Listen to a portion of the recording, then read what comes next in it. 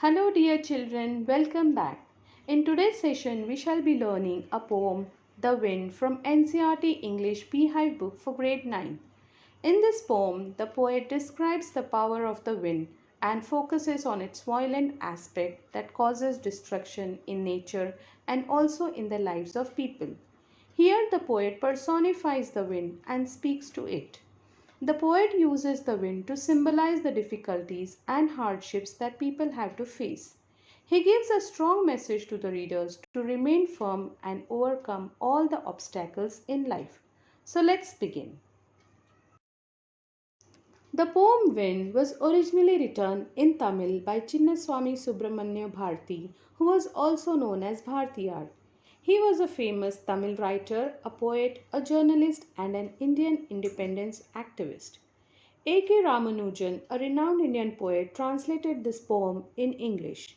This poem is written in free verse with unrhyming lines. Wind, come softly. Don't break the shutters of the windows. Don't scatter the papers. Don't throw down the books on the shelf. In these lines, the poet is speaking with the wind. He is personifying the wind and requesting it to come softly. The poet requests the wind not to break the shutters of the windows, not to scatter the papers, and not to throw the books that are kept on the shelf. The poet knows that if the wind breaks the shutters, it would get into the room and would disorganize all the things. As the poet is a writer, he has a lot of books and papers kept and would not afford to lose them. There, look what you did. You threw them all down. You tore the pages of the books. You brought the rain again.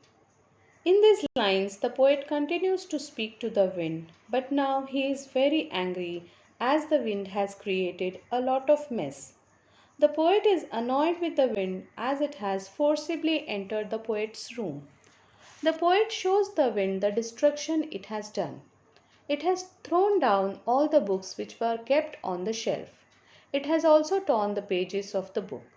The poet is also angry with the wind as it has brought the rain again. This shows that the poet is very annoyed with the notorious behavior of the wind. You are very clever at poking fun at weaklings.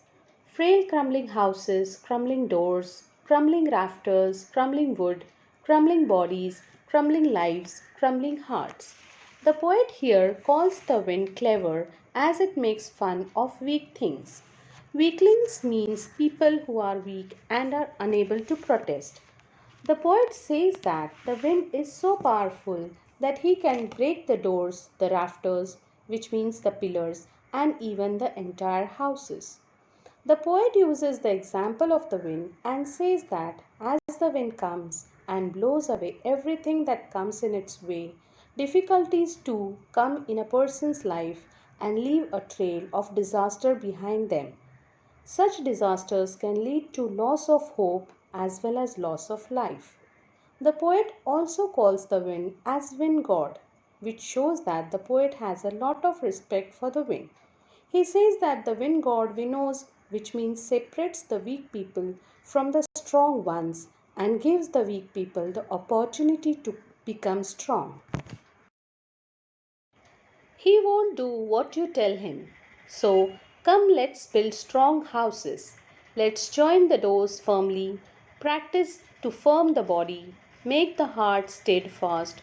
Do this and the wind will be friends with us. Now the poet has stopped speaking to the wind and is telling his readers that the wind does not listen to anybody. He acts according to his will. So the poet says that instead of instructing the wind, we should build homes with strong foundation and ensure that the doors are firmly joined. The poet also tells his readers different ways so that they can save themselves from the wind.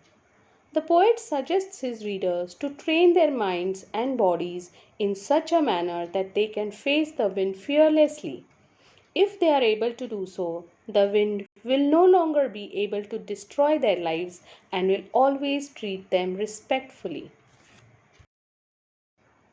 The wind blows out weak fires, he makes strong fires roar and flourish. His friendship is good, we praise him every day. In these lines, the poet is actually making the readers aware about both the positive and the negative effects of the wind.